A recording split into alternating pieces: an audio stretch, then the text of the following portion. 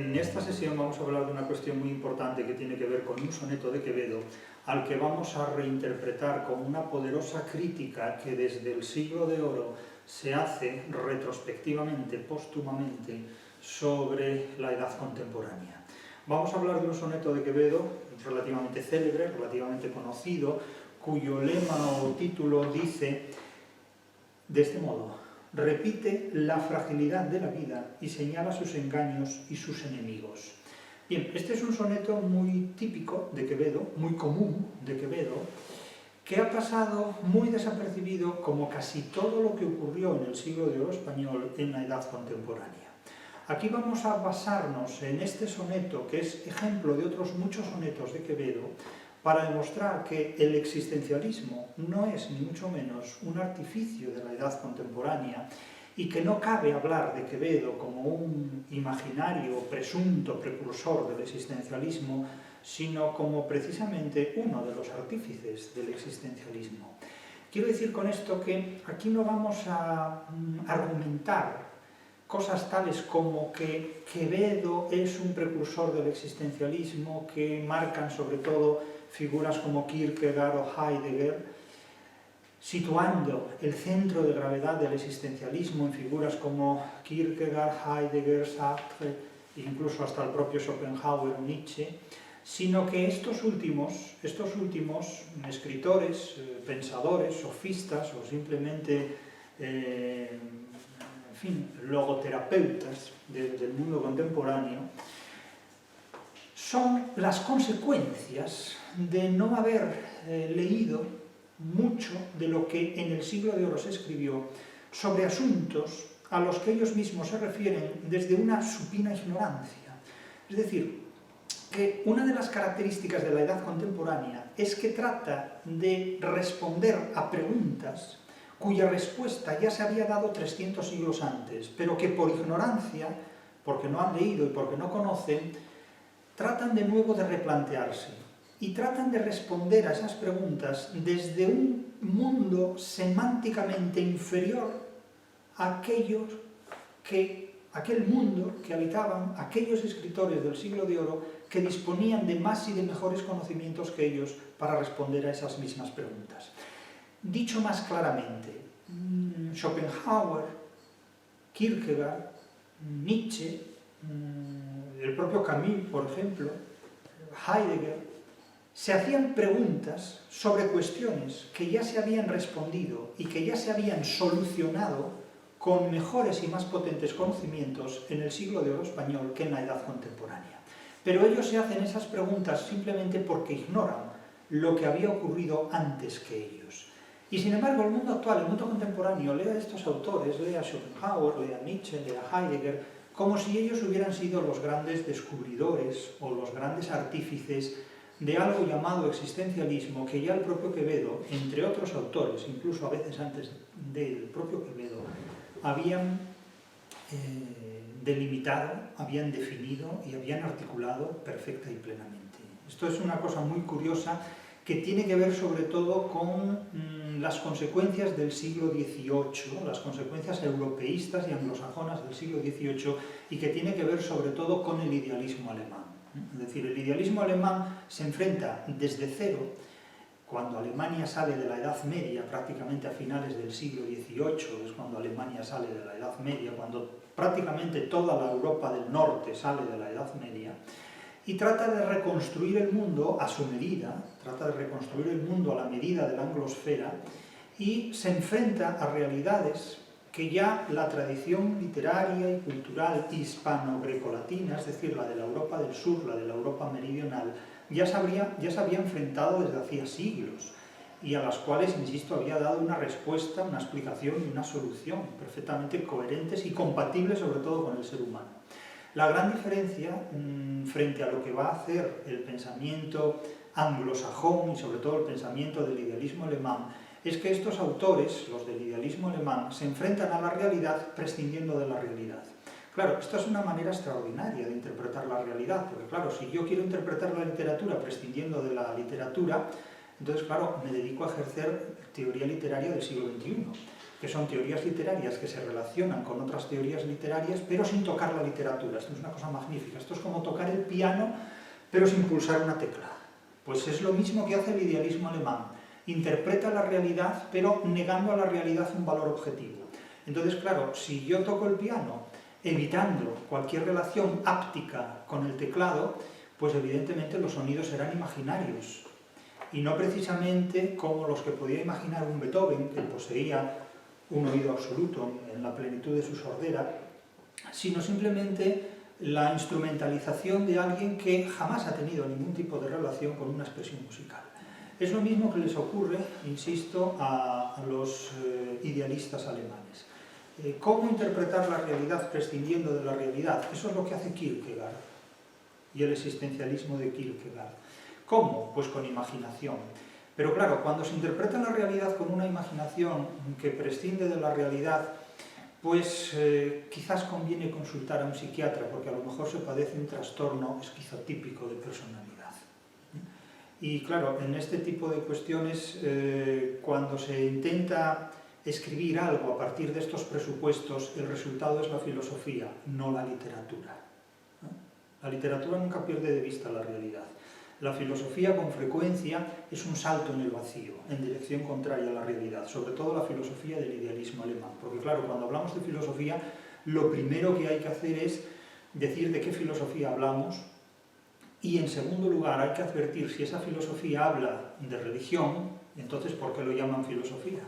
Si habla de política o ideología, y entonces ¿por qué lo llaman filosofía? Y si habla de autoayuda, y entonces ¿por qué lo llaman filosofía? ¿O es que la filosofía es simplemente religión, política y autoayuda?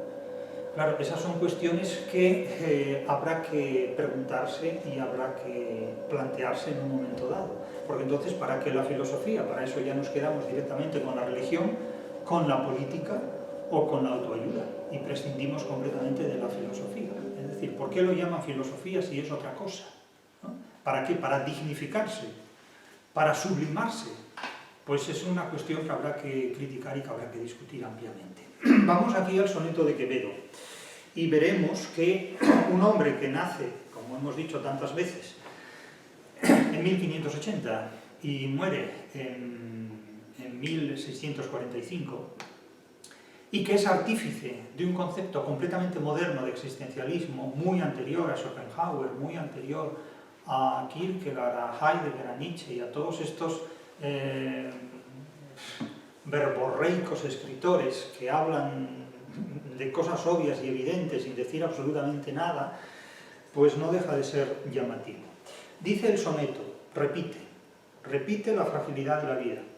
¿Por qué lo titula Repite? Porque este tema, el propio Quevedo lo reitera, lo repite, es un tema muy recurrente en Quevedo, el concepto de la fragilidad de la vida como algo que naturalmente queda reducido a una mera existencia. Todo el conjunto de la vida queda reducido a una mera existencia. La esencia del existencialismo es reducir la esencia de lo humano a su existencia. Eso es básicamente el existencialismo. La reducción de la esencia humana a su existencia. El existencialismo reduce la esencia del ser humano a su existencia, reduce la esencia del hombre a su existencia. De tal manera que somos el resultado de nuestra existencia. Ese es el concepto que tiene Quevedo. Pero claro, si Quevedo tiene este concepto de la existencia humana en buena parte de su obra literaria, y lo tiene precisamente en el siglo de la Contrarreforma, en el siglo en el que la religión cristiana católica postula la existencia de un más allá, etcétera, etcétera, evidentemente esto es algo que se relaciona dialécticamente con esos postulados. Parte de la obra literaria de Quevedo postula la existencia de un más allá, pero parte de la obra literaria de Quevedo ignora la existencia de ese más allá. Y hemos recordado recientemente un poema de Góngora, Mientras por competir con tu cabello, que termina nada más y nada menos que con la palabra nada, en pleno siglo de oro, al abordar el tópico retórico del carpe diem, del aprovecha el día, del disfruta de la existencia, de aprovecha tu vida, mientras tengas vida y salud, mientras tengas existencia, aprovecha de tu existencia, sácale partido a tu existencia, porque la esencia de tu vida se reduce a tu existencia. Y cuando pierdas tu existencia, serás tierra, polvo, humo, nada, en definitiva. Es decir, que no hay un más allá, no hay un mundo redentor, no hay un Dios que te estará esperando en el paraíso. Esto es una concepción completamente existencialista de la vida humana en pleno siglo de oro. Ahora bien, el gran error de muchos intérpretes de la literatura española es que interpretan la literatura española como si hubieran nacido en Berlín, en Londres o simplemente en París. Y claro, es un enorme error interpretar retrospectivamente la literatura española desde la perspectiva del romanticismo, desde la perspectiva de los finales del siglo XVIII anglosajón o angloalemán. Y este es un error en el que han caído sistemáticamente todos los intérpretes de la literatura española prácticamente desde el siglo XIX hasta hoy. Es decir, han interpretado la literatura española del siglo de oro como si fuera una literatura precursora del idealismo alemán. El propio Américo Castro interpreta el Quijote como si Cervantes hubiera sido un precursor de Kant, cuando en realidad lo único que cabe advertir sobre este aspecto es que Cervantes escribe el Quijote no contra los libros de caballerías, sino contra los idealistas. Porque Cervantes en el Quijote lo que viene a decir es que un idealista es un ser humano que hace fracasar a aquella sociedad a la que trata de representar. Lo peor que le puede ocurrir a una sociedad organizada políticamente es que la gobierne un idealista. Y precisamente autores tan supuestamente celebérrimos como Américo Castro, el propio Ortega y Gasset, interpretaban el Quijote como un elogio del idealismo, como un elogio del soñador, cuando es precisamente todo lo contrario. Es decir, no han entendido nada, absolutamente nada, en este sentido. Y, claro, teniendo delante Ortega y Gasset los dos fracasos históricos de Alemania como nación, las dos terribles y catastróficas guerras mundiales, aún seguía pensando y afirmando que el Quijote era un libro escrito como precursor o como precedente del idealismo alemán, cuando el idealismo alemán condujo a la humanidad a dos monstruosas guerras mundiales completamente. Incluso cuando una figura como Napoleón casi es precursor de lo que sería en pleno siglo XIX una primera guerra mundial. Es decir, que la Europa nórdica ha precipitado siempre a la humanidad a terribles guerras mundiales por su afán de entregarse a los idealismos. Y precisamente esta tendencia al idealismo es una tendencia que separa al ser humano de la realidad y, como he dicho tantas veces, si Alemania hubiera entendido el Quijote, habría evitado las dos guerras mundiales y nos las habría evitado a la historia de la humanidad también. Entonces, el gran reproche que hago desde aquí es a muchos historiadores de la literatura española, a muchos intérpretes de la literatura española que analizan o leen el siglo de oro como si la genialidad del siglo de oro fuera precursora del idealismo alemán o un disparate parecido, incluso apoyándose en Erasmo y en el erasmismo, que no deja de ser el idealismo nórdico de la Europa pseudo-renacentista, en definitiva. Nada de eso. Es decir, el idealismo alemán es un divertículo extemporáneo y extraviado de lo que es el realismo del pensamiento y de la literatura y de la tradición hispano-grecolatina. También ha habido mucha responsabilidad por parte de muchos intérpretes de la literatura española en limitarse a interpretar el siglo de oro desde un punto de vista exclusivamente filológico, es decir, a interpretar, sobre todo los estilistas como Dámaso Alonso, tuvieron mucha responsabilidad en esto, porque interpretaban la literatura española del siglo de oro como si fuera simplemente una orfebrería verbal tras la cual no existiera nada más allá de un cuidado de las palabras, como si las palabras estuvieran ahí puestas simplemente para jugar con ellas fonéticamente o semánticamente. Y hay mucho más allá de toda una contribución filológica en los términos. Hay una concepción de la vida humana que es naturalmente la de un existencialista, en virtud de la cual considera que tras la existencia física y terrenal del ser humano no hay nada en absoluto, no hay realmente nada en absoluto, y hay que asumir esto en esa conjugación de cristianismo y senequismo que tiende a identificar precisamente las creencias del ser humano como un gran teatro del mundo, tras el cual, terminada la función, no hay absolutamente nada, no hay ninguna pervivencia. De hecho, el propio Cervantes, en la Numancia, construye una tragedia absolutamente deicida, una tragedia donde los dioses no salvaguardan absolutamente ningún valor postmortuorio, es decir, donde el ser humano lucha contra otros seres humanos, no lucha contra fuerzas divinas, ni fuerzas sobrenaturales, ni fuerzas trascendentes, ni fuerzas providenciales, ni fuerzas metafísicas, es decir, los numantinos luchan contra los romanos en una guerra completamente material, como todas las guerras, nadie lucha por sus dioses, lucha por sus intereses materiales. Otra cuestión es que haya gente fanatizada que identifique sus intereses materiales con los privilegios de una divinidad. Pero quienes dirigen las guerras no se mueven por estos imperativos, sino por unos imperativos muy diferentes a los metafísicos, que son los que Cervantes pone sobre el terreno de juego de una tragedia como la Numancia. Piénsese que antes de la Numancia de Cervantes, las tragedias, formateadas por los imperativos griegos, planteaban simplemente la lucha de un ser humano frente a un imperativo divino. Edipo lucha en contra del cumplimiento de un imperativo divino, en virtud del cual el destino, la predestinación, le induce a asesinar a su propio padre y a copular y a matar, después de haber matado a su propio padre, a copular y a tener hijos, 4 hijos nada menos que con su propia madre, con Iocasta, después de matar a su padre, Layo, y a tener pues hijos y hermanos, que son Antígona, Eteocles, Polinice e Ismene. Es decir, que la lucha contra una negación de la libertad humana que la tragedia griega no permite librar con éxito al ser humano es algo a lo cual se enfrenta el propio Cervantes cuando pone en boca de Escipión que cada cual se fabrica su destino, no tiene aquí fortuna alguna parte. Cuando yo explicaba en Alemania, en alguna universidad alemana, esta tragedia y decía, subrayando estas palabras de Cervantes en boca de Escipión, no de Cicerón, de Escipión, dice, cada cual se fabrica su fortuna, cada cual se fabrica su destino, no tiene aquí fortuna alguna parte, es decir, cada cual es dueño de sus obras y elige sus libertades. Claro, un profesor alemán me decía, es que esto es la ilustración, esto es la ilustración. Y yo dije, no, vuestra ilustración es nuestro siglo de oro. Vuestra ilustración germana es nuestro siglo de oro, lo que pasa que no lo sabéis. Esa es la cuestión.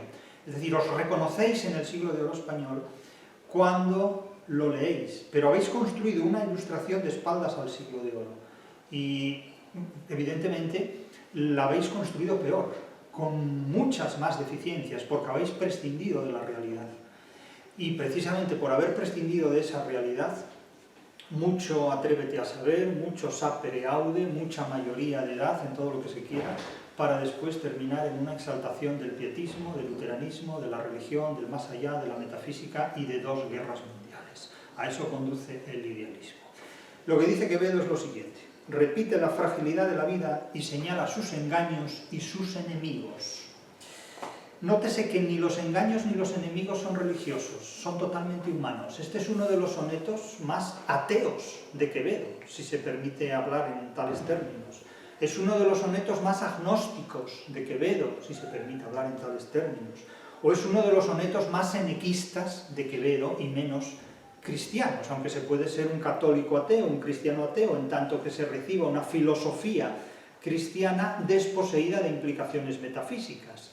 Tengas en cuenta que también Aristóteles es un heredero del pensamiento platónico, de la filosofía platónica, pero al margen de la hipoteca metafísica de Platón. Para Platón todo dependía de un más allá. En Aristóteles ese más allá está minimizado y prácticamente a veces ni está ni se le espera. Repite la fragilidad de la vida y señala sus engaños y sus enemigos.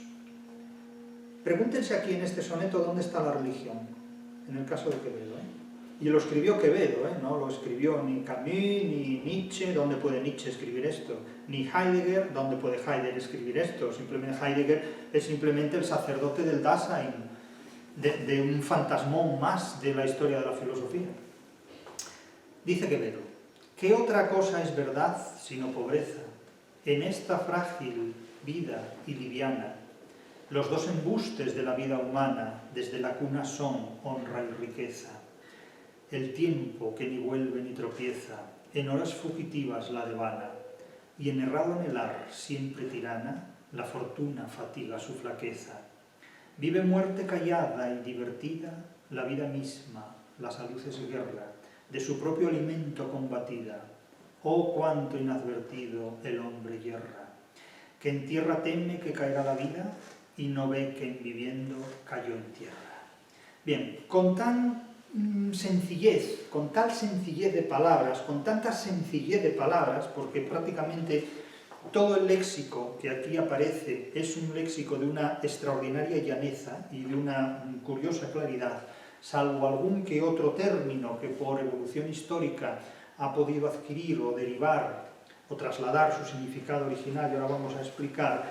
El mensaje básico del poema viene a decir que el ser humano se reduce a su propia existencia, que no hay nada absolutamente más allá de su propia existencia, que no hay ningún valor metafísico, ningún valor trascendente, en virtud del cual la vida del ser humano tienda a describir una órbita. Es decir, no es que, como diría Teresa de Jesús, y tan alta vida espero que muero porque no muero. Es decir, no hay aquí un ascetismo cuyo objetivo megalómano sea la vida eterna, sea estar esa tarde o esa noche con un Dios en el paraíso. Aquí no se menciona nada de eso, en absoluto. Todo lo contrario, no hay nada. No hay nada, es decir, es un auténtico vacío. Es decir, las únicas soluciones a los problemas se dan en esta vida, no en el más allá. Es decir, por eso a cualquiera que conozca el siglo de oro español le hace muchísima gracia que Nietzsche descubra que Dios ha muerto, pero es que Dios llevaba muerto siglos para buena parte de los pensadores y escritores del siglo de oro español, que teatralizaban su presencia en la literatura simplemente para dar sentido a lo políticamente correcto, pero que en muchos casos habría que preguntarse si realmente su vida estaba organizada en función de esa divinidad. ¿Qué otra cosa es verdad sino pobreza en esta vida frágil y liviana? Claro, hay un concepto de la vida completamente frágil y completamente liviano, desde el punto de vista de que cualquier hecho más o menos violento pone fin a la vida humana. Pero pone fin a la vida humana de forma absolutamente definitiva. Porque, insisto, no hay una recompensa después. Nadie va a estar esa noche o esa tarde en el paraíso a la derecha de ningún Dios. Es que no hay nada de esto. No hay nada de esto. Y la vida además se califica de liviana, desde el punto de vista de que muchos de los contenidos que forman parte de la experiencia humana no tienen ningún valor. No tienen ningún valor. ¿Y qué es la verdad sino pobreza? El conocimiento, ¿qué son sino miserias? Nótese cómo en el Fausto de Goethe, cuando Goethe habla del doctor Fausto, lo que presenta ahí es el típico profesor que lleva toda su vida estudiando, es decir, el típico que se ha pasado todas las noches de su vida con Virgilio, para que me entiendan, ¿no? Y entonces llega viejo y se da cuenta de que no ha vivido más allá de sus estudios o más allá de su conocimiento. Y que el conocimiento, en realidad, no le ha aportado esencialmente nada, no le ha aportado, digamos, las satisfacciones que pretende. Entonces, en su vejez, en sus últimos años de la vida, pretende empezar a traducir las Sagradas Escrituras, ¿no? Y dice, en el principio fue, entonces en lugar de decir el verbo, dice la acción, ¿no? La acción. Entonces, claro, es esta gente que lleva como 797 años, por ejemplo, ¿no? Leyendo la Divina Comedia o las Sagradas Escrituras y buscando el sentido oculto de la Divina Comedia y de las Sagradas Escrituras. O sea, es como gente que puede llevar 100 años interpretando el Quijote y cuando se jubila, por ejemplo, o cuando ya le llega el momento de irse de la universidad con 70, 80, 90, 200 años, dice que está muy contento de jubilarse porque a partir de ese momento va a hacer lo que quiere. Y claro, yo me pregunto, ¿y qué hizo hasta ahora? Claro, es una cosa muy graciosa esta, ¿no? Porque yo cuando comento, digo, bueno, yo en tal momento me jubilaré, y me dicen, sí, así ya podrás hacer lo que quieras. Yo llevo haciendo lo que quiero desde que me dio la gana hacerlo. O sea, yo no voy a esperar a la jubilación para hacer lo que quiera. Es que esto me parece completamente grotesco y ridículo, ¿no? Es decir, yo cuando me jubile a los 70, a los 60, a los años que sean, ¿verdad? Entonces voy a investigar sobre lo que yo quiera. ¿Y cuándo he investigado yo sobre algo que me han impuesto? ¿Y cuándo he investigado yo sobre algo cuyas formas de investigación me han impuesto? Es decir, qué vida miserable esa, realmente. Entonces, es la del protagonista de una obra como el Fausto, la obra homónima de Goethe, ¿no? Quevedo no tiene necesidad de llegar a la vejez para hacer esta observación.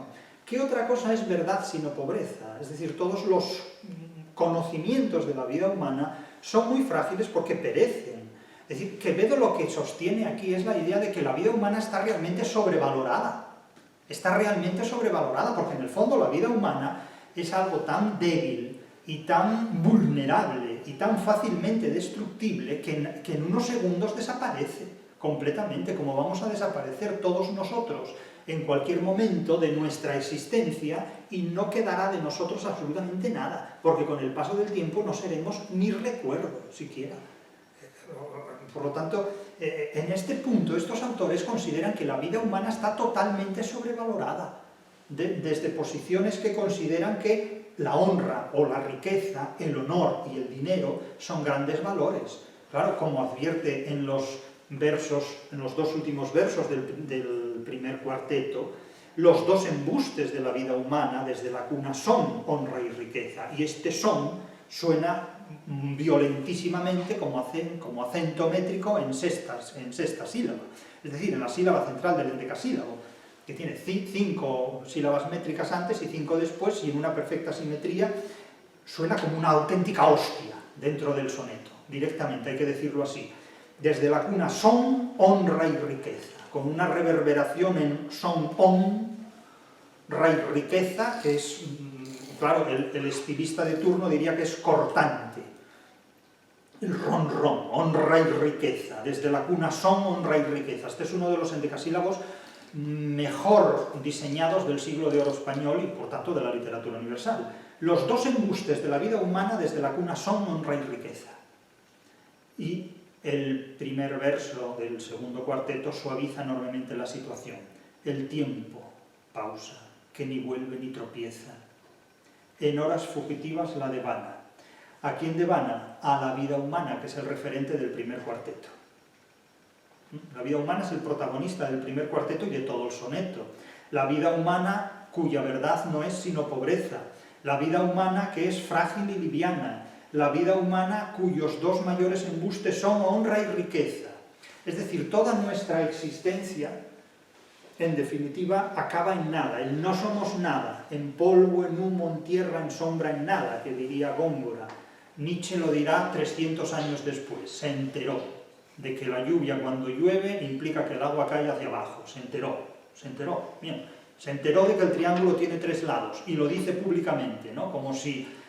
no sé, es como el que descubre el agua o la pólvora después de años de funcionamiento. Es decir, este es el concepto completamente senequista y completamente cristiano desde el punto de un cristianismo reinterpretado por el senequismo y por el estoicismo. Es decir, es un cristianismo muy entrecomillado, porque un cristianismo senequista es un cristianismo sin Dios, en definitiva. Entonces, claro, mucho cuidado con andar combinando las filosofías porque salen cosas muy inquietantes. Salen cosas muy inquietantes.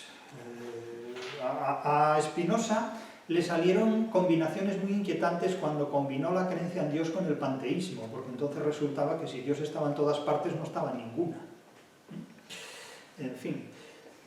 El segundo cuarteto habla del tópico, eterno tópico de la literatura grecolatina del tempus fugit. La semana pasada hablábamos de los tópica, de res, de los tópica, no de persona, sino de cosa, en virtud del cual pues se habla del paso del tiempo como un motivo que caracteriza precisamente mucha de la temática de la retórica clásica, el tempus fugit.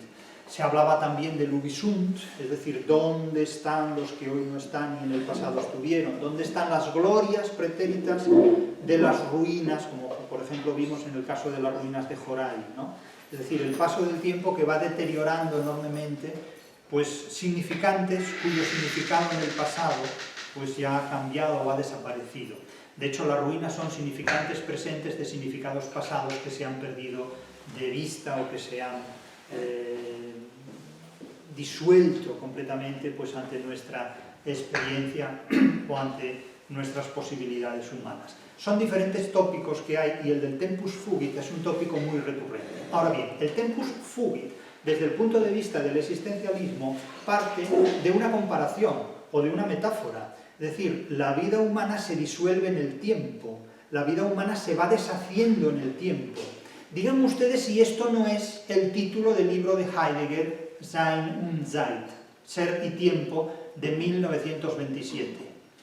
No está mal que 300 años después de la muerte de Góngora, en 1627, Heidegger descubra que la vida se disuelve en el tiempo. Es como para darle la enhorabuena, decir, bravo, macho. Ya saben el chiste aquel de los locos que les enseñaban a aplaudir, ¿no? Entonces, había un pedagogo que enseñaba a los locos a aplaudir. Y les decía, para aplaudir se aplaude así. Y los locos trataban de aplaudir y no acertaban, ¿no? Hasta que uno, después de muchos esfuerzos, consigue hacer así. Y entonces el resto de los locos dicen, muy bien. Bueno, pues aquí a Heidegger hay que hacerle algo así, ¿no? Hay que aplaudirle, porque 300 años después de la muerte de Góngora, por poner el referente, 1627, publica un libro, 1927, que se titula Ser y Tiempo, donde descubre que la vida del ser humano se va diluyendo en el tiempo y su existencia, reducida a su esencia, termina en la nada. Entonces Heidegger llega a la conclusión de que el ser humano es un ser para la nada. Era para decir, oiga, mire, señor Martín, o Martin, ¿no? Nazi, además, por cierto, filósofo nazi, Heidegger. Esto ya en el siglo de oro se sabía, de sobra. Yo me pregunto si Heidegger alguna vez leyó a Quevedo. Heidegger, que pretendía además suprimir el latín de la filosofía alemana. Claro, debería haber empezado por borrar la frase de Kant, sapere aude, en el ensayo, en el opúsculo que es Ilustración de 1784. Pero bueno, suprimir el latín de la filosofía supone suprimir la filosofía. Pero bueno, ¿qué más da? Si ellos han suprimido la realidad entera, ¿qué problema tienen? El idealismo alemán suprime la realidad. ¿Qué cosa más fácil después de suprimir la realidad que suprimir el latín? De hecho, ya se ha suprimido el latín en el siglo XX, en la segunda mitad del siglo XX y en el siglo XXI por completo. Por lo tanto, el imperativo de un nazi, como era en este punto Heidegger, se ha cumplido perfectamente. El tiempo que ni vuelve ni tropieza, en horas fugitivas la devana la vida, es decir, la deshace, la voltea de tal manera que la va erosionando, la somete a una atrición, a un desgaste. El tiempo que ni vuelve ni tropieza, es decir, es irreversible. Una de las características de la modernidad ha consistido en negar el determinismo, es decir, no hay situaciones previamente dadas, y en negar la posibilidad de la retrospección vital, es decir, no se puede volver a un tiempo pasado. El teatro se puede ensayar, la vida no. Es decir, en horas fugitivas la devana, en horas que huyen, tempus fugit, en definitiva. El étimo latino aquí es clarísimo, en horas fugitivas la devana. El tiempo que ni vuelve ni tropieza, esta es una negación de cualquier posibilidad de retrospección, y en horas fugitivas la devana en el sentido de que no hay un determinismo, es decir, el devaneo puede ir por muchos ámbitos. Y enherrado anhelar, siempre tirana, la fortuna fatiga su flaqueza. Es decir, en ansiedades equivocadas, enherrado anhelar, es decir, el ser humano tiene ansiedades equivocadas, tiene deseos equivocados. De esto no se percató Freud, cuando habló del deseo como de una estrategia que ninguna prevención puede detener, a partir sobre todo del pensamiento de Nietzsche, que consideró que el deseo, la voluntad, a partir de la logorrea de Schopenhauer, está por encima de la inteligencia. Es decir, el ser humano, en su voluntad, no tiene que dar cuentas a ningún otro ser humano en nombre de la inteligencia. La voluntad está por encima de la inteligencia, el deseo está por encima de todo. Bueno, pero es que hay deseos que nos llevan hacia caminos extraviados. Y esta declaración es muy importante. Enherrado anhelar, es decir, hay deseos que nos hacen fracasar. Hay fantasías que nos inducen al fracaso. Aquellos deseos que nos hacen incompatibles con la realidad nos llevan al fracaso. Considerar que la realidad es lo que deseamos, lo que imaginamos o lo que diseñamos en nuestra fantasía es una forma de hacernos incompatibles con la realidad, y eso es el secreto del idealismo alemán. Construir seres humanos que son incompatibles con la realidad y por tanto consigo mismos, y cuyo desenlace último no es más que el suicidio, realmente.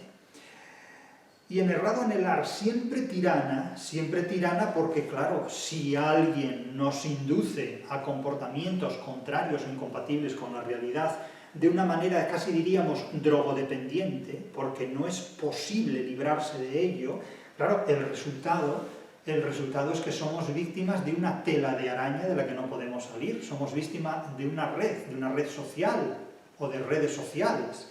Claro, cuando algo se consume casi como un narcótico, lisérgicamente, cuando alguien cae en una red de la que no puede salir, porque patológicamente, ansiosamente trata de cubrir sus expectativas, sus necesidades emocionales, evidentemente la fortuna fatiga su flaqueza. Se dice constantemente que las redes sociales deterioran emocionalmente al ser humano. Sálganse de las redes sociales. Pero no pueden vivir sin ellas. ¿Por qué? ¿Por qué no pueden vivir sin las redes sociales? ¿Por qué no pueden vivir sin esa drogodependencia emocional, que tiene naturalmente consecuencias físicas más tarde o más temprano? ¿Por qué? Háganse esa pregunta, a ver cómo la responden. Fortuna fatiga su flaqueza. Aquí no es tanto la fortuna, cuanto la araña que teje la red. El mito de Aracne y Narciso, es decir, los narcisos caen en la red que siempre tiene tejida una criatura arácnida, ¿no? Los hijos de Aracne y de Narciso, en definitiva, son las víctimas de las redes sociales. En errado anhelar siempre tirana, la fortuna fatiga su flaqueza, es decir, va destruyendo constantemente la esencia de la vida humana. Y vamos a los dos tercetos, últimas estrofas. Vive muerte callada y divertida la vida misma, la salud es guerra, de su propio alimento combatida. Divertida, aquí quiere decir distraída. Nótese que el prefijo divide, de ahí términos como divertículos, es decir, desviaciones intestinales, divertida, es decir, versiones alternativas, distraída, es decir, tracciones que nos separan del camino previsto del itinerario recto. Vive la muerte callada, nótese el oxímoron, vive la muerte callada. La muerte siempre acechante, silenciosa, pero la muerte, como Hacienda, llega siempre. La muerte y Hacienda tienen en común que siempre van a venir. No fallan nunca. O sea, esas no faltan nunca a la cita. La muerte es como Hacienda, siempre está ahí, siempre viene. Nunca decepciona. Es así, no hay duda, ¿no? La muerte y Hacienda siempre están ahí, a la cabecera. Vive muerte callada y divertida la vida misma. Lo divertida es la vida misma, es decir, distraída. Divertida tiene aquí el sentido de distraída. De tal manera que si prosificamos el sintagma, los sintagmas, la muerte vive callada, en silencio, en acecho, siempre observando, siempre pendiente de nosotros, porque en definitiva el destino de la existencia humana es la muerte, es el ser para la muerte. Y luego viene Heidegger y dice lo mismo, entonces creyendo que descubrió el Mediterráneo. Es decir, ya estábamos aquí, eso es como el que va a la luna y se encuentra en la luna con un afilador de Orense, que ya llevaba allí bastante tiempo, ¿no? Sin darse tanta importancia, dicho sea de paso. Vive la muerte callada y vive también la vida misma distraída, es decir, piensen que, por ejemplo, un gran filósofo existencialista, que no sé por qué no le dan el premio Nobel de literatura a título póstumo, como fue John Lennon, dijo aquello de que la vida es lo que pasa mientras hacemos otra cosa. Bueno, pero eso ya lo dijo Quevedo mucho antes, y no se daba a Quevedo tanta importancia, ¿no? Entonces, claro, hay gente que tiene un día una ocurrencia, ¿no? La ocurrencia la repiten los demás y entonces creen que lo dijo él por vez primera. Es una cosa muy curiosa esta, porque eso lo único que revela o lo que delata es la ignorancia que tiene quien repite una ocurrencia que en fin, pues repite como un can un ladrido, ¿no? Todos los ladridos son el mismo, pues hay gente que cuando repite ocurrencias las ladra, ¿no? Entonces, la vida es lo que pasa mientras hacemos otra cosa. Bueno, pues esto es lo que dijo Quevedo incluso con más inteligencia, lo que pasa que, bueno, la inteligencia lo que tiene es que emite mensajes que la censura no pilla. Entonces, ningún censor limitará nunca la inteligencia de nadie. ¿Por qué? Pues porque a los inteligentes no los escucha nadie. Entonces, no hay ningún problema. Vive muerte callada y divertida o distraída, la vida misma vive. Y ahora se añade, en la segunda mitad del mismo terceto, la salud es guerra de su propio alimento combatida. Es decir, la salud que se tiene se va perdiendo a medida que se va ejerciendo la vida. Porque claro, la vida es una pérdida constante de salud hasta que llegamos al cero, al punto final. De hecho, la muerte es el cese absoluto de salud. Es decir, que la salud es una guerra, porque te tienes que enfrentar como ser humano a un montón de dificultades y de problemas que te van haciendo perder esa salud, que te van haciendo perder esa vida. De su propio alimento combatida, es decir, naturalmente tienes que ganarte la vida y eso te consume la salud. Es una retroalimentación. La vida se mantiene a cambio de luchar por la vida. La lucha por la vida es un enfrentamiento constante. Entonces, lo mismo que te da la salud, te la quita, en definitiva. Lo que hablábamos hace un momento, la fortuna fatiga su flaqueza, en suma. Y el soneto termina, como tantos sonetos del siglo de oro español, termina en un acumen, en una demostración de ingenio, en un epifonema, en una especie de aforismo sintético exclamativo final. ¡Oh, cuánto inadvertido el hombre yerra! Es decir, aquí hay una disyunción. ¡Oh, cuánto inadvertido el hombre yerra! Cuán inadvertidamente, cuán ignorantemente el hombre yerra. Claro, es que nadie yerra de manera voluntaria, casi esto es una batología, una redundancia, pero lo subraya. Cuán inadvertidamente el hombre se equivoca, el ser humano se equivoca. Oh, cuánto inadvertido el hombre yerra. Dos puntos, aquí cita, es decir, pone el ejemplo. Que en tierra teme que caerá la vida y no ve que en viviendo cayó en tierra. Es decir, por el hecho mismo de estar vivo ya estás muerto. ¿Por qué? Porque tu esencia vital se reduce a una existencia que termina, que está determinada por la muerte. Es decir, a la Hacienda como la muerte siempre viene. Por lo tanto, claro, imagínense ustedes que escriben un libro. Ustedes están determinados por Hacienda. No puede ser el lema del ministerio. Yo siempre como la muerte llego, podría decir el Ministerio de Hacienda, ¿no?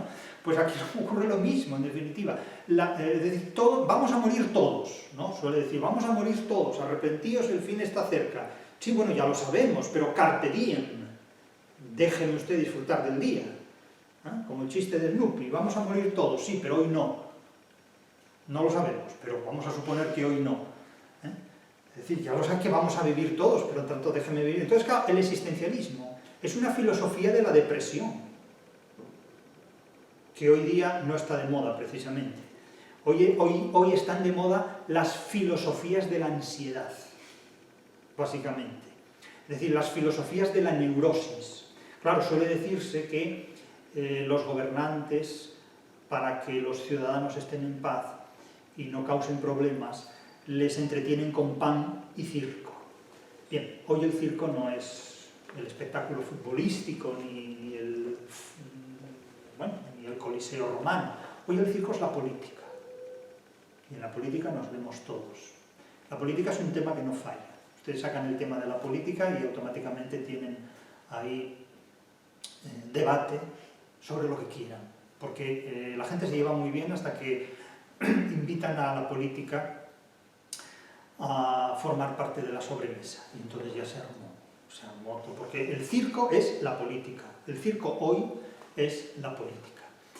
De tal forma que ahí tienen ya el circo montado, cuando hablan de política. Pero es que si el existencialismo fue, sobre todo después de la Segunda Guerra Mundial, la filosofía de la depresión, y era también la sala de estar de los filósofos, es decir, un filósofo que quisiera hacerse visible tenía que ser existencialista. Claro, es que no cabe hablar de un filósofo krausista en el Berlín de 1950, ni en el París de 1950, el krausismo ya pasó. Eso era otra moda. Nótese que las filosofías básicamente son modas, son poses, son escaparates. Entonces, si hoy día un filósofo quiere hacerse visible, tiene que disfrazarse de terapeuta, tiene que disfrazarse de alguien que vende autoayuda. No puede vender hoy existencialismo porque eso no lo compra nadie. La gente no quiere deprimirse, ya está deprimida, tiene que salir de la depresión. Y entonces para salir de esa depresión lo que se vende básicamente es la autoayuda. De cómo ser feliz, cómo sentirse mejor, cómo, no sé, pellizcar escaparates, cómo peinar bombillas, o sea, cosas así que te emocionan, ¿verdad? Entonces, claro, es una cosa muy curiosa. Estimula tus emociones peinando bombillas. Estoy seguro de que si se convoca un curso sobre este tema, no falta gente que llene la matrícula. Estoy absolutamente seguro. Eso, vamos, no cabe la menor duda, porque todo depende de cómo se venda el producto. Siéntete mejor, pues no lo sé. Matando cerditos a besos, pues no faltará gente que lo haga. Quiero decir, todo depende de cómo se venda el producto. Pero lo que quiero decir con esto es que hoy, en la sociedad de hoy, una filosofía como la del existencialismo no vende. Hoy vende una filosofía destinada, insisto, a la autoayuda, al autoestímulo. ¿Por qué? Pues porque la gente necesita enormes estímulos, en tanto que hoy no es el conocimiento lo que se compra o lo que se vende, son las emociones, y las emociones muy intensas, muy fuertes, las que se venden y se compran. Todo tipo de emociones, básicamente, desde las políticas hasta las motivos sexuales, hasta las que sean. Eso básicamente es el gran cebo que permite a quienes trafican económicamente con emociones humanas hacer su agosto, hacer su dineral, en definitiva, su tesorería. Pero nótese que el último término del poema es cayó en tierra completamente. Cómo puede caer, digamos, la existencia de la vida humana en ese otro soneto de Góngora, en tierra, en humo, en polvo, en nada, en definitiva, ¿no? En sombra, en polvo, en nada. Bien, quiero recordar aquí una secuencia de la Divina Comedia que no está directamente relacionada con este verso, pero las veces que un poeta cae en tierra son muchas a lo largo de la literatura, no digo a lo largo de la vida del poeta, pues los ofidios viven reptando y no se dan tanta importancia. Pero hay un pasaje en la Divina Comedia en el que Dante dice explícitamente «E cadi come corpo morto cade», es decir, y caí como cae un cuerpo muerto. ¿Cuándo se produce esto? Pues esto se produce cuando Dante y Virgilio transitan el círculo de los adúlteros en el infierno y se encuentran con esa pareja famosísima que es la de Francesca y Paolo, que eran cuñados, amantes, y en un momento dado pues se amaron más de lo que estaba permitido en aquel momento y fueron sorprendidos por el hermano de él y lo mató, Francesco Malatesta, que mata a Paolo Malatesta y a ella, a su mujer y a su hermano. Y Dante dialoga con ellos. Voy a leer la traducción española, pero fíjense cuál es el último verso de todo este parlamento, ¿no? Habla Francesca. Oh ser generoso y benigno, que vas visitando por el aire tenebroso a los que teñimos el mundo con sangre. Si gozáramos de la amistad del Rey del Universo, de Dios, dice Francesca, le pediríamos para ti la paz, para Dante. Habla Francesca con Dante. Francesca está cogida de la mano de Paolo, están eternamente cogidos de la mano, sufriendo adversidades climáticas, tempestades, vientos huracanados, terribles, y ambos lloran, sobre todo llora Paolo. Pero no pueden verse, están cogidos de la mano permanentemente, pero no pueden girar la cabeza para verse. Le pediríamos para ti la paz.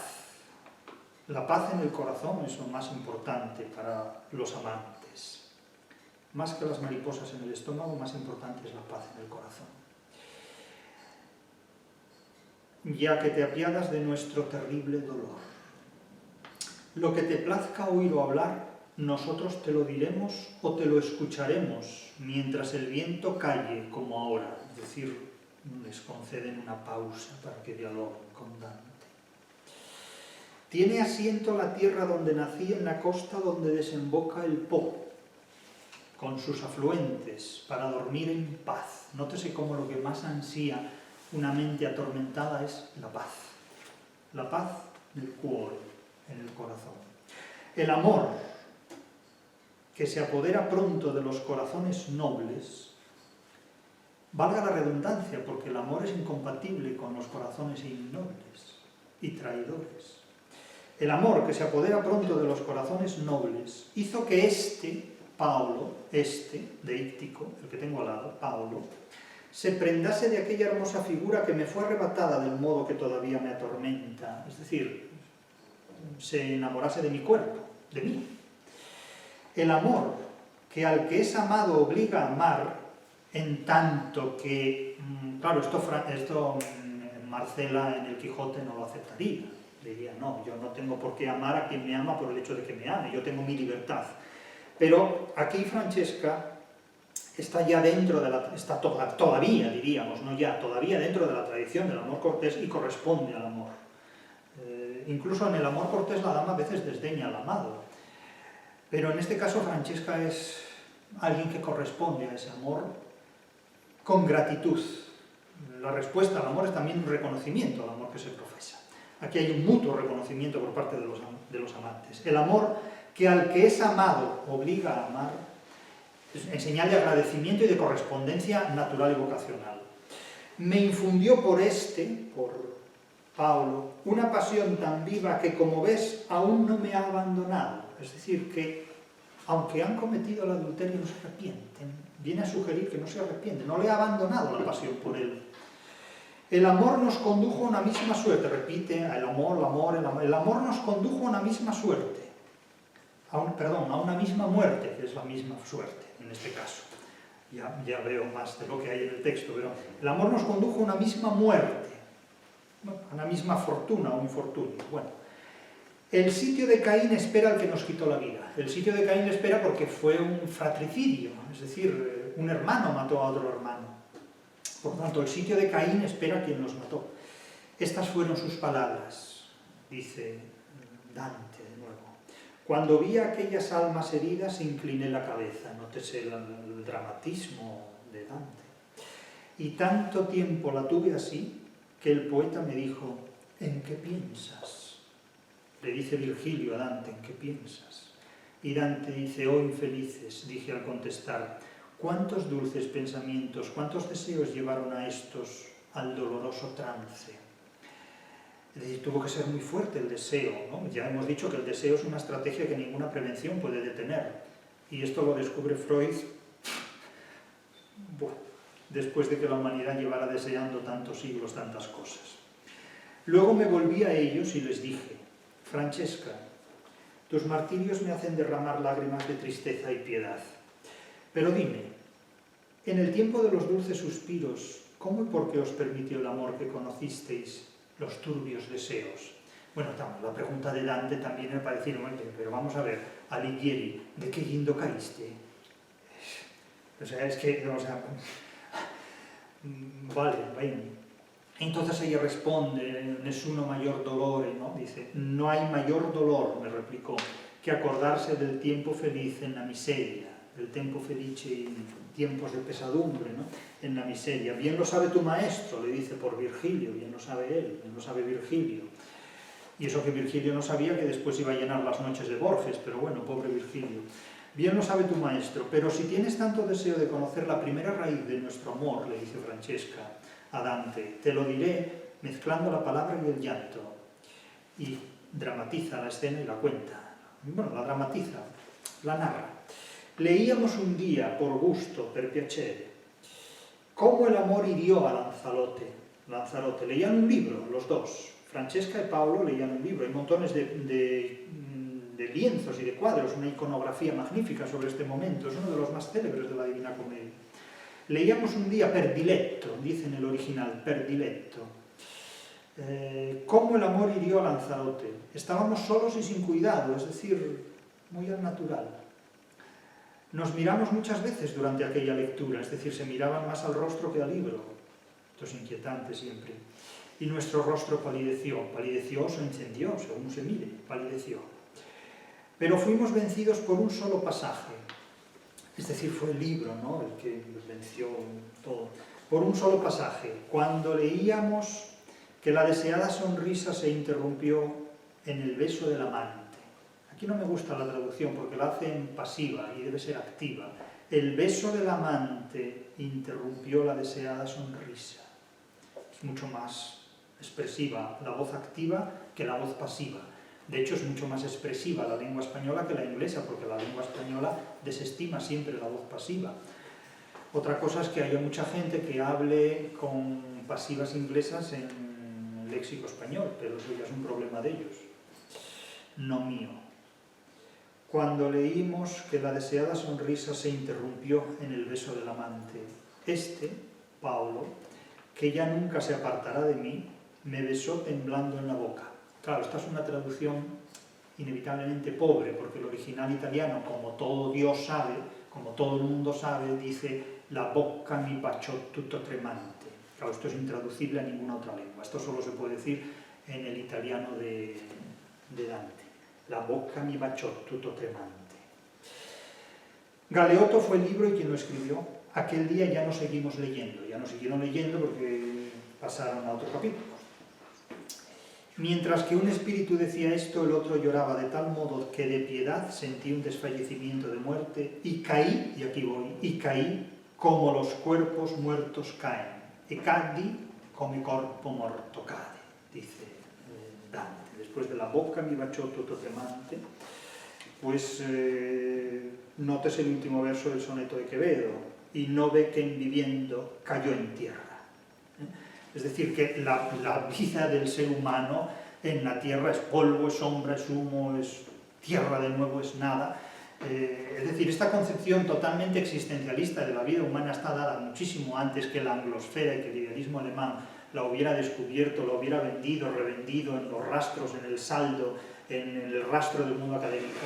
Ya está mucho mejor diseñada, configurada y construida arquitectónicamente, conceptualmente, por el conceptismo de Quevedo y por la literatura de Quevedo. Por lo tanto, estas cuestiones realmente nos sorprenden, nos sorprende la ingenuidad del idealismo alemán, nos sorprende la ingenuidad de los intérpretes de la literatura española que leen la literatura española con una brújula que apunta al idealismo alemán, cuando en realidad los existencialistas, como, insisto, Schopenhauer, Kierkegaard, Nietzsche, Heidegger y todos los que, Sartre, todos los que han venido a la segunda mitad del siglo XX, en definitiva, incluso el propio Unamuno, o no tanto Baroja, que se aproximaría más al nihilismo, son en definitiva herederos de una concepción humana que ya está codificada en el siglo de oro plenamente. Claro, es decir, la exaltación de la edad contemporánea es directamente proporcional a la ignorancia que se tiene del siglo de oro español. En los siglos XIV, XV, XVI y XVII españoles está codificada toda la modernidad.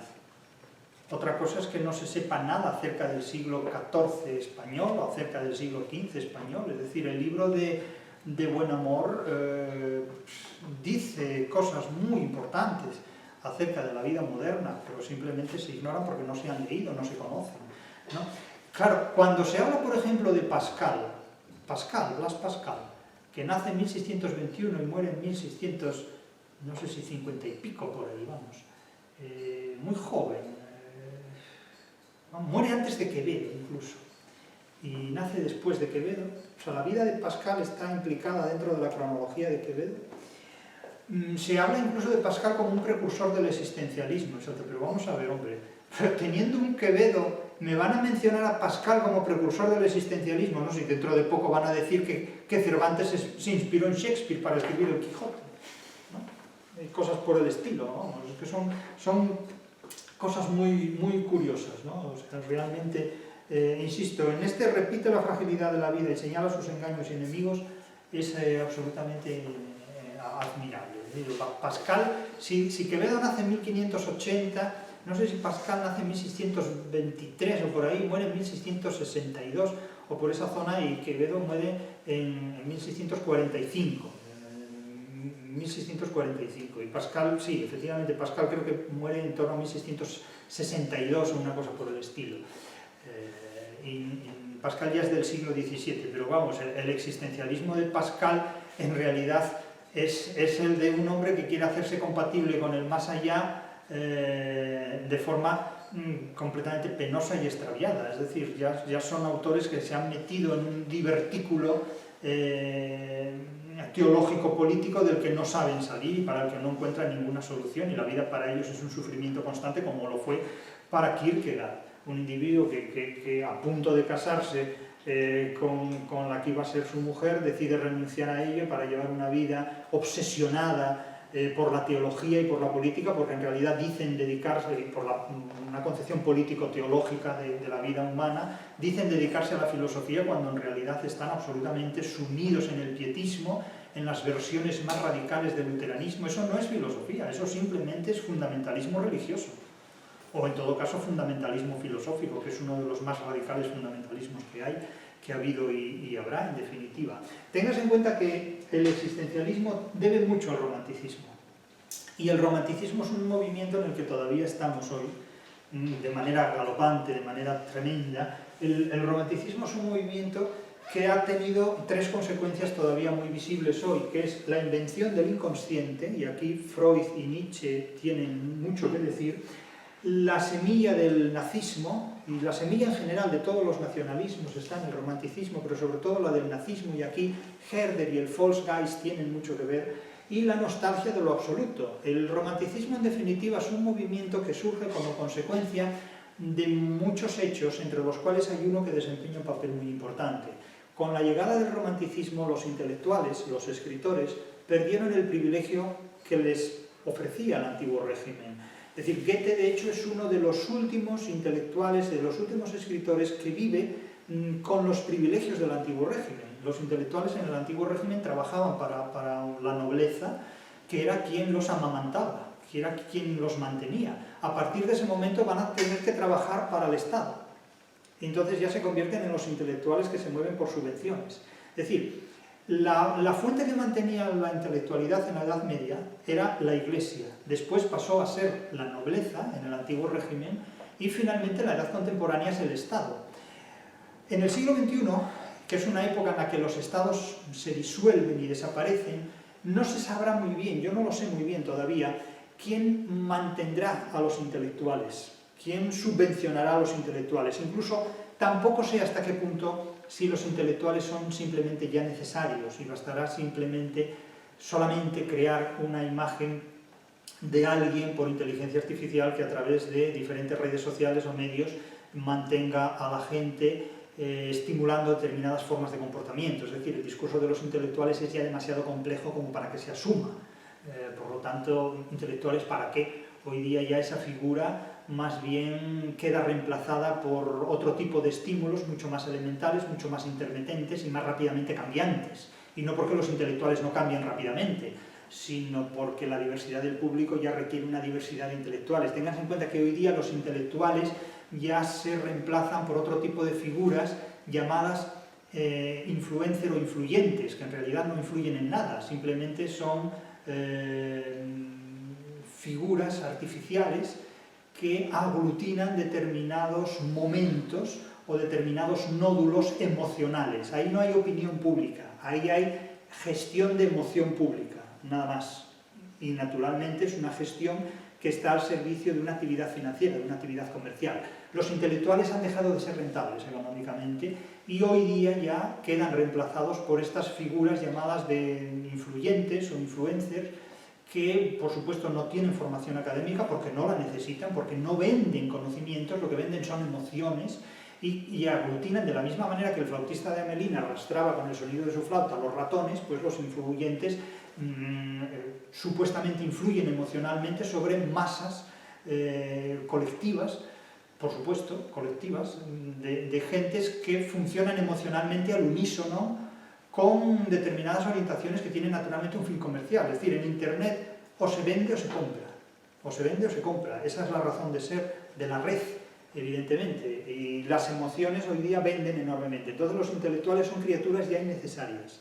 Insisto, si en la Edad Media los alimentaba el clero, los apadrinaba el clero, en el antiguo régimen los amparaba la nobleza, en la Edad Contemporánea los promocionaba sobre todo el Estado a través de las subvenciones estatales, en el futuro probablemente los mantengan las redes sociales, tipo, pues no sé, YouTube mismamente, o cualesquiera otro tipo de redes sociales, el TikTok, Instagram, todas estas que hay por ahí, que incluso se llega a usurpar la personalidad de otras personas para crear perfiles y sacar rentabilidad al trabajo que hacen otras personas, ¿no?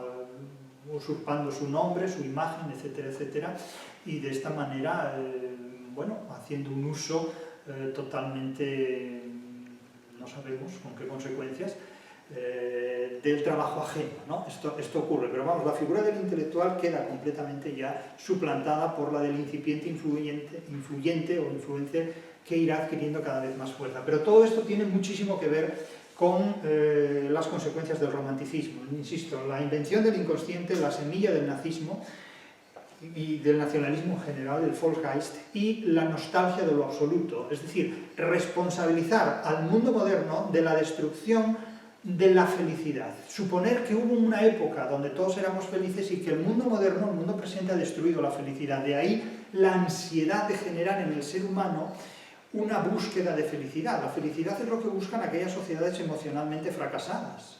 Claro, si usted tiene que trabajar, no pierde el tiempo buscando la felicidad, porque tiene que ganarse la vida. Es decir, el azarillo de Tormes no puede permitirse buscar la felicidad, porque tiene que comer.